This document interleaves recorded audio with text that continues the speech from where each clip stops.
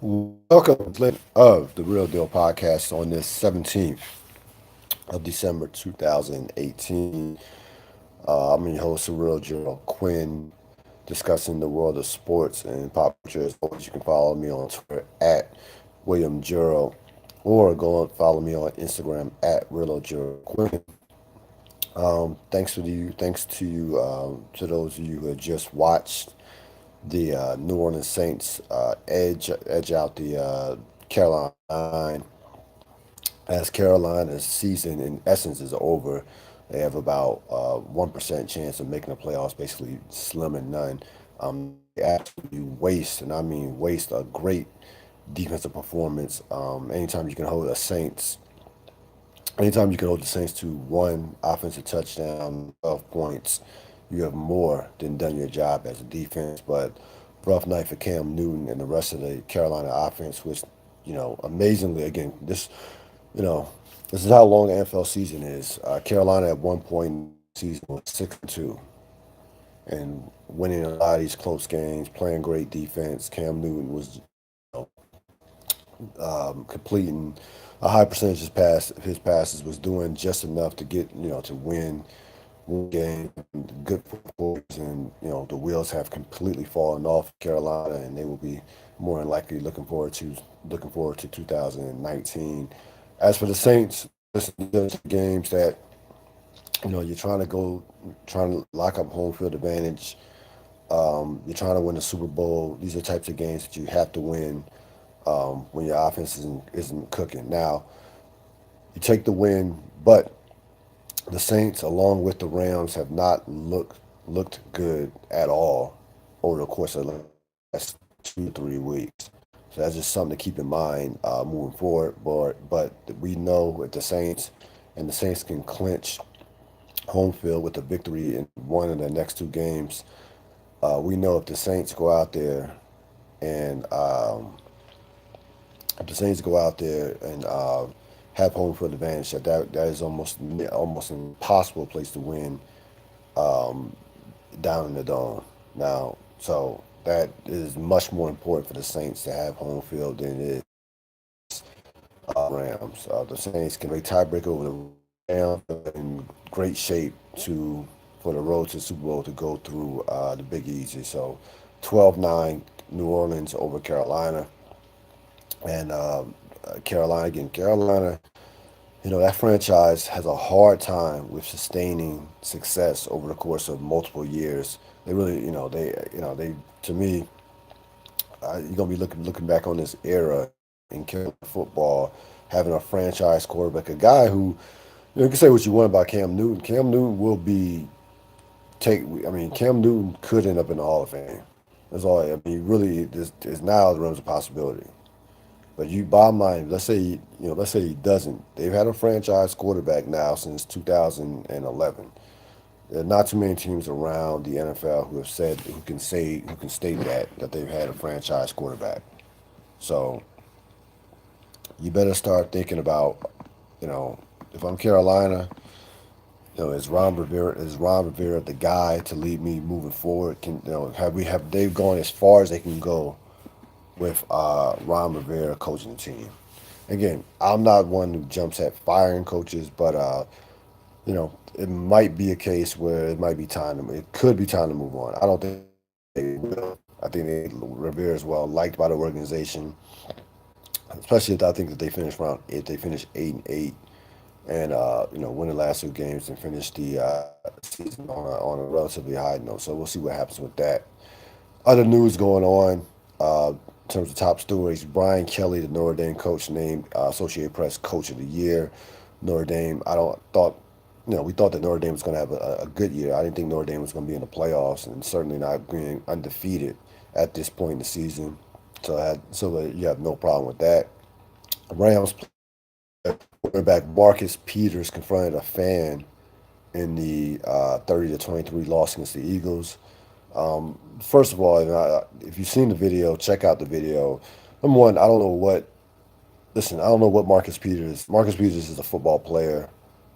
I don't know what the fan said to him, but I know this. There were three parts. Everybody was wrong as far as I'm concerned. If a fan or somebody in the stands doesn't throw an object at you, there's nothing, I mean nothing that a fan could say that should have you walking towards the stands. Nothing. You're sitting on the bench. You walk towards the fan and ask the fan, "Where are you from?" Marcus Peters. Again, you are a NFL football player. Where are you from? Think about that. The second part is security. I don't know what the fans said to Marcus Peters, but apparently it wasn't serious enough for security to like actually approach to try to intervene on the situation. You have two security guards just laying in the cut as if nothing is going on. And lastly, the fan. A lot of these fans out here, and you are, have this thing called liquid courage. Now, again, I don't. Maybe I don't know what. Maybe it started at the. Maybe it started back in 2004 with the Malice in the Palace. But a lot of it's not enough for a fan to buy a ticket, sit in a seat, and either cheer or boo. Fans have now a tendency to think they want to be a part of the action. That's not what you pay a ticket for. Because there's no way you would have that same energy if you met up with one of these players face to face in the alley with no security, no lights, no cameras, none of that, no Twitter, Instagram.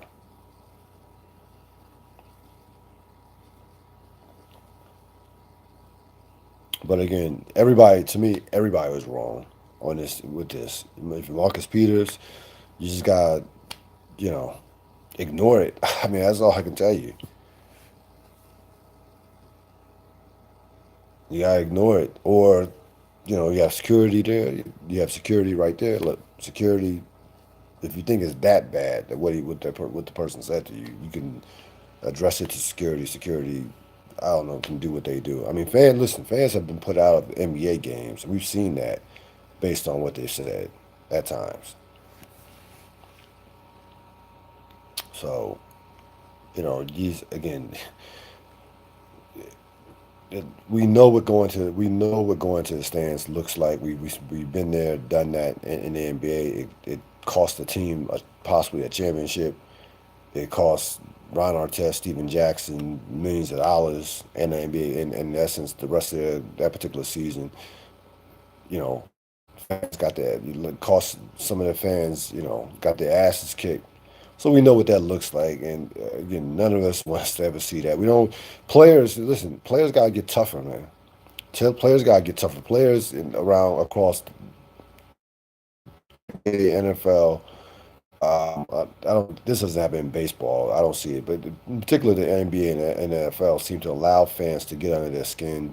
Under their skin, not only fans in the stands, but I'm talking about fans over via social media, whether it's Twitter or Instagram, and they want to go back and forth with these fans when they have nothing to gain and everything to lose.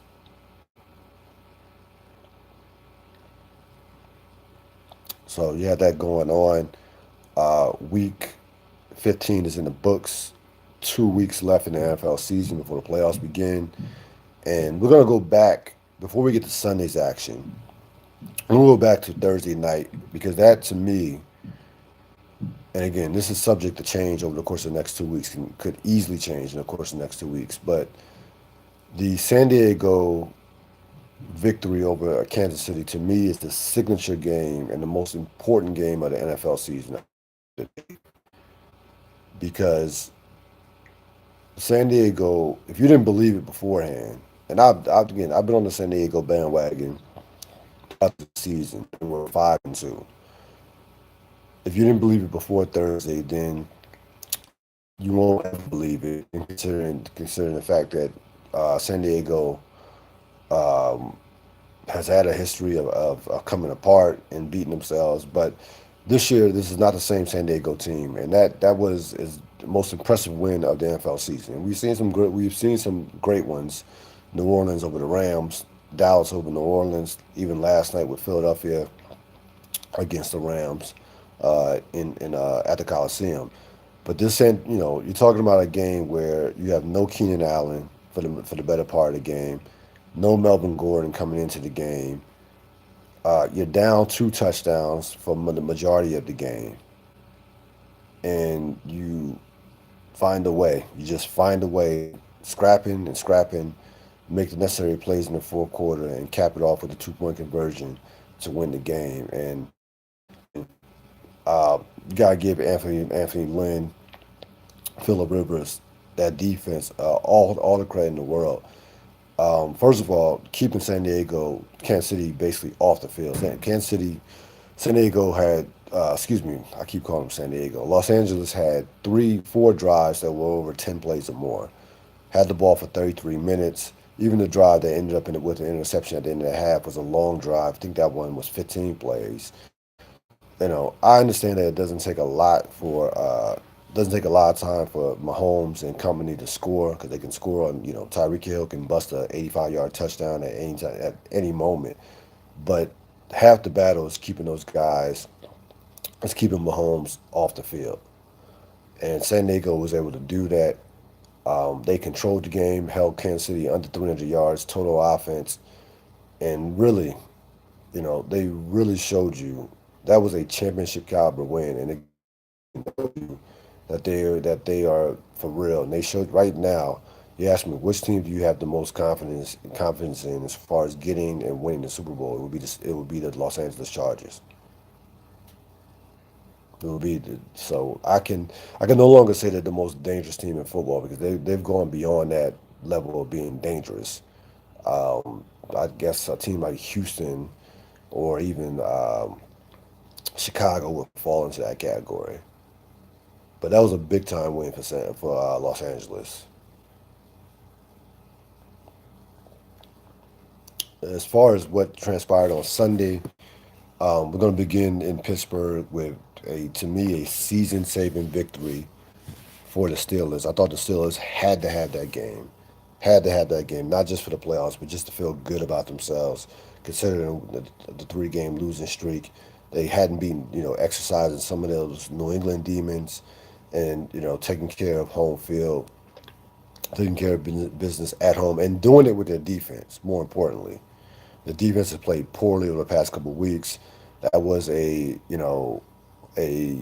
old time classic physical went with defense running the football. They had over 158 yards of rushing, running the ball. Roethlisberger was decent, not great. Brady was not very good. He was okay.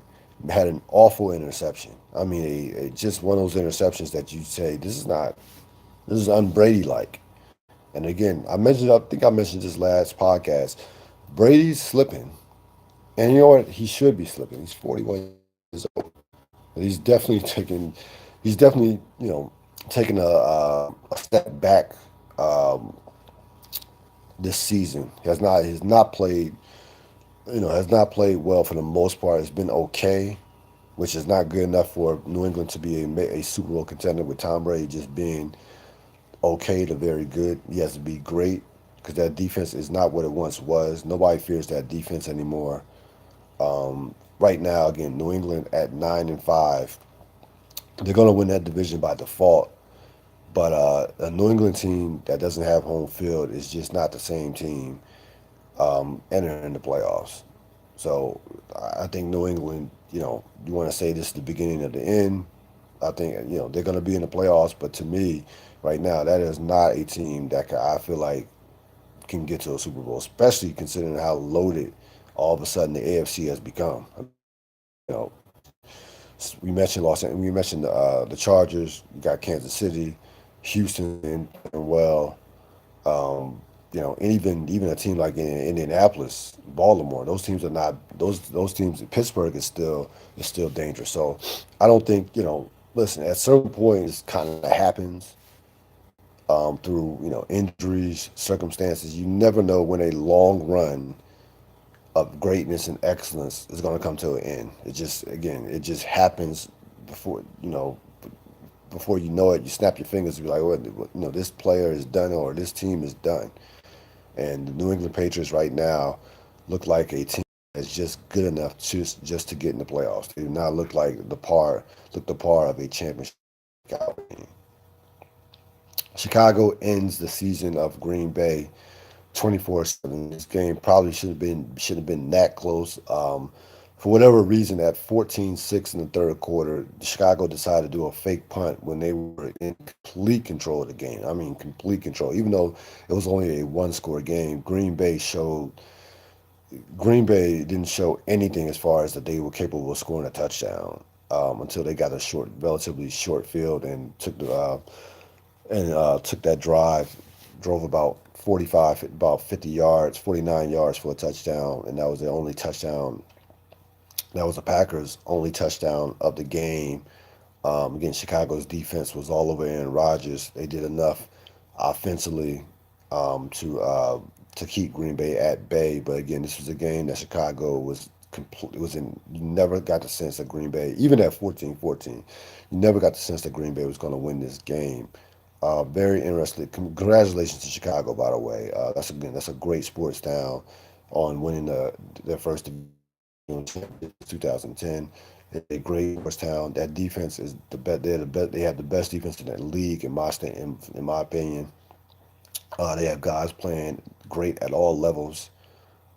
So that is a real defense. They run the football. Trubisky, again, I don't completely trust him, but he's not afraid. He can make plays with his legs. And you look on the other side. Green Bay now goes into, to me, 2019 mode. They're going to have a bunch of guys who are going to have. They have a bunch of veteran players who are making a ton of money who will not be on the team next year. One guy who will be on the team next year, of course, will be Aaron Rodgers. And then again, if you want to call me an Aaron Rodgers apologist, be my guest. But this idea that Rodgers basically can't play anymore is just, um, I don't know what games they're watching, what games people are watching. Again, even in an off year, and you want to call this an off year for Aaron Rodgers, so be it. Still 23-2 at the end of the day. USA Today had an article on him, basically charting every missed throw that he's made over the course of the season in Green Bay losses. Which to me, I'm like, I don't know what, if you're trying to say he slipped. Again, he's not having any MVP caliber season, but this idea that he's fallen off to a point to where he's not, a top player in this league is just utterly ridiculous. And then some of these people are the same people who had basically thrown dirt and bury Andrew Luck. And right now, Andrew Luck is going to probably comeback player of the year and playing at an all pro level, if not for Drew Brees and Patrick Mahomes. So again, the Green Bay has a lot of work to do in the off season. Again, they'll have a ton of cap space to play with once they got to get rid of those veteran contracts, guys like Clay Matthews and Nick Perry and some other guys. There's some other guys as well who are making big money. Randall Cobb, who will not be on the team next year. That team will look completely different next year versus 2018. Great win out of Indianapolis, 23-0. For a bad performance after the 5 game winning streak. But this was about Indianapolis. Could you imagine a world where Andrew Luck does not get sacked, and the Colts don't need Andrew Luck to be Superman in order to win the game? That was the case last night. That was the case yesterday afternoon. The Colts ran the ball for 178 yards, and against a very good Dallas pass rush, kept Andrew Luck clean, no sacks. And again, this is not the Colts that we've been accustomed to in the Andrew Luck era.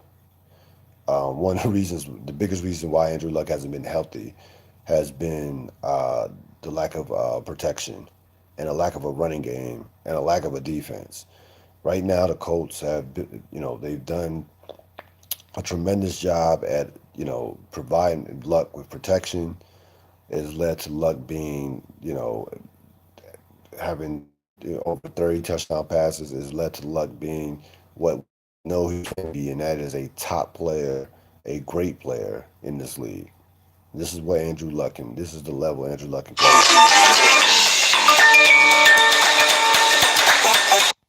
My apologies for that, but this is what Andrew Luck. This is the level Andrew Luck can play at. 55 minutes after the 11 o'clock hour on this latest edition of the Real Deal Podcast, here on this soon to be Tuesday, NFL Week 15 in the books. Um, Again, Indianapolis is right there as far as having a chance to make the playoffs. Again, when you have a quarterback like Andrew Luck, they will have nothing to lose in the playoffs as far as the expectations will not be high. They have, to me, exceeded expectations this year. And that was a very impressive win over the Dallas Cowboys. Again, I'm not going to get on Dallas too much about that performance on the road. They were due for a dud performance, and they played a team that just took it to them. They ran to a buzzsaw in Indianapolis. That was a big time performance by the Colts. Speaking of big time performances, give the reigning Super Bowl champion Philadelphia Eagles all the credit in the world. 30-23 over the Rams. Now, a lot of people are going to talk about the Rams. What's wrong with the Rams? And certainly, the Rams are leaking oil right now. When their running game has been contained, Jared Goff has looked bad over the past 3 weeks. They certainly, Eagles was able to hold Todd Gurley to 48 yards and really for the most part, control the game. Here is the problem with the Eagle fan per se. So Carson Wentz is out until you know maybe next season, but maybe he'll be back in week 17 if especially if the Eagles have a playoff berth on the line, which I have a feeling will be the case considering that the bottom that 6 seed could be I think it's going to be up for grabs between I think Philadelphia and Minnesota. So Foles comes in last night, has a decent game, not a great game, has a decent game, and now all of a sudden, we're talking about the Super Bowl run. Can he do it again? You, you Eagle fans disappoint me because you disappoint me on a level of because I thought that you were smarter than that. I expect that out of DC fans. I expect that kind of overreaction out of say Atlanta fans. I don't expect that out of Philadelphia fans. You're supposed to be more than that. You're supposed to be. You are smarter than that. You're supposed to be smarter than that. The Philadelphia Eagles this year are 7-7 because of one thing and one thing only, and it has nothing to do with the quarterback play. It has everything to do with their offensive line. The offensive line, the offensive line has not played anywhere near the level that they played at last year. Philadelphia this year ranks in the bottom half in terms of rushing yards per game. Last year they were third in the league. Okay, there's a reason why they've had trouble finishing games. If you have a great running game, which they had last year, then you close out games. Now they've had some bad turnovers in the fourth quarter. Blowing some leads. But their lack of their ability or lack thereof to run the football has been the biggest reason why they are in their current predicament. Nick Foles, his last ten regular season starts have been statistically one of the worst quarterbacks in the league. Okay, I understand he had one of the great runs of all time in the postseason in recent memory. He really did. He played on a level that few quarterbacks in the last 15, 20 years have ever played on in the postseason. He was that great. But regular season, he's been mediocre. There's a reason why he's not a starter in this league. That doesn't feature that many great quarterbacks. Okay.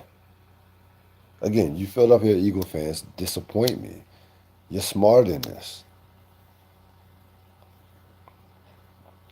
Again, who knows when Carson Wentz will come back, if he'll come back. The one thing we do know is he has not been ruled out for the rest of the season, that they're holding out hope that he can return in week 17. But again, I feel like the Eagles will be in it until the final week. I think that that game at Washington will determine whether or not they go to the playoffs. Speaking of Washington, the Washington football team kept their playoff hopes alive with a ugly but you know but a win, at 16-13. Again, this was just as much about Jacksonville as it was about what anything that Washington did. I thought the game, this is one of these games where I thought one major mistake would be the difference. So the punt return from D. Westbrook, I thought the game was over at that point. To be honest with you, I thought it was a wrap. I give Washington credit for fighting back on the road, um, having lost four straight games, right? Having lost four straight games, having lost two quarterbacks, everything going against them, stuff in the media, this whole, even Ruben Foster, even though that was self-inflicted. So they fought back, got enough out of Adrian Peterson, especially late in the game. Josh Johnson did not turn over the ball. He made some plays with his legs, and you got out there with a victory, which was the most important thing. Now, I'm not by any stretch of imagination should you, as a fan of the team, overreact to this because Jacksonville right now is a just they're just an awful football team, and who knows who's going to be back on that team next year. I mean, I'm talking Jalen Ramsey. I'm talking the coach. We know the quarterback is not going to be back, so who knows what that team is going to look like. But the bottom line is you will be playing a meaningful game come Saturday at Tennessee. And again, you can't take this team serious if they go to Tennessee. Even if they, let's say they lose to Tennessee and are still in the playoff hunt, I can't take them serious at 7-8 heading to the last week of the season. If they want to be taken serious in terms of making the playoffs, go on the road and beat a Tennessee team that's beaten, that has had some great victories over the course of the season. They have over Dallas, over the Eagles, over New England, a Tennessee team that can be a little Jekyll and Hyde, but for the most part can be dangerous. Go on the road and they play well at home. Go on the road and beat them, and then I can somewhat take Washington serious as possibly having a chance to make the playoffs. And they might put themselves in a position where, depending on what happens with Minnesota, might put themselves in a position where it could be a winner take all game against Philadelphia at home. But first things first, that is taking care of their business at taking care of their business Saturday afternoon in Tennessee. As far as the overall playoff, overall big picture in the NFL, I think I sat here about a month ago, and it was universally regarded, acknowledged that the Rams, Kansas City, New Orleans, New England were the big four in the NFL. Like those were the four teams who were clearly heads and shoulders above everyone else. Now, the Rams, New Orleans, Kansas City are still amongst the favorites, even the betting favorites to go to and win the Super Bowl. But if I'm a Chicago, if I'm a Houston, if I'm a San Diego, Dallas, I'm not afraid of any one of these teams right now. None of them scares me. Even the Saints at home, and again, I know that would be a tough. Even the Saints at home don't scare me right now. To be honest with you, the Rams have no home field advantage because any team that travels, whose fan base travels, Dallas, Chicago, are gonna easily put 25 to 30,000 fans in the Coliseum easily. Philadelphia, if they make the playoffs, that is a bad home field advantage for the Rams. We've already talked about New England. We already talked about the struggles of Kansas City. Kansas City again has defensive struggles. It still had to exercise the Andy Reid curse in terms of all these home playoff losses. They still have to exercise those demons. They've lost 6 straight playoff games at home. None of these teams scare me. Indianapolis gets in the playoffs with a quarterback like Andrew Luck. Who knows? Deshaun Watson. Who knows? With that defense, Watson with Watt and Clowney, anything's possible. Just get just get in and get in the playoffs and be somewhat healthy. Pittsburgh, you had look, just get in the playoffs. But again, there's no more Big Four in the NFL right now. That does not exist right now. Again, odds on favorite. I don't think one team stands out. Again, if you ask me right now who I think is going to win the Super Bowl, I would say the Los Angeles Chargers. But Kansas City will be amongst the favorites. New Orleans, San Diego. I don't put New England up there anymore. They're not on that level.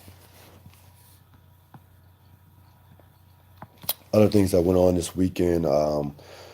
Big win out of Carolina at home against Gonzaga, a win that they absolutely had to have. One of those signature non-conference wins that that looks great on your resume come tournament time. It was a great performance in a high-scoring game, and again, you knew when Gonzaga was tailor-made for Carolina, trying to go up and down the court and track me. You're not going to outrun North Carolina. It's just not. This is not going to happen. So you had to defend to play North Carolina. So they got into a track meet, and Gonzaga lost that battle.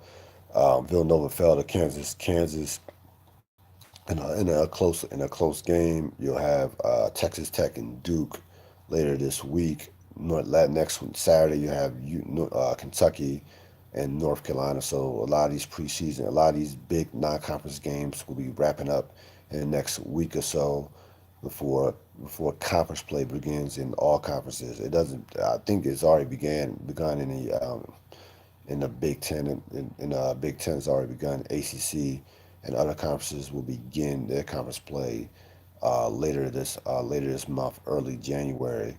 I want to touch on something that transpired Saturday in regards to Pete Davidson. Pete Davidson, of course, comedian, has been on a number of shows.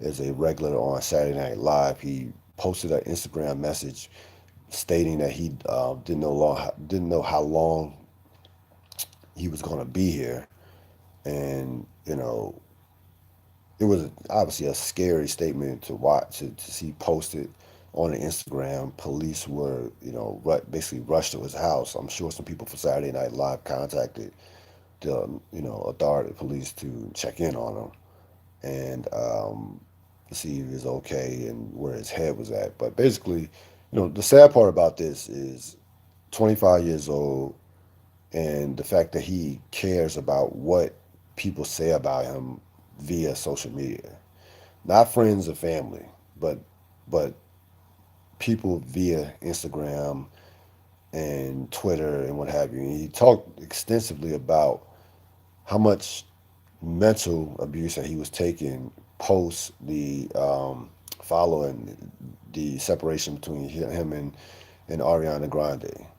And it really, again, that's the one rule that I have if I ever get in a position where I'm a public figure. Social media, Instagram, Twitter, it's a wrap for me. I will be off it.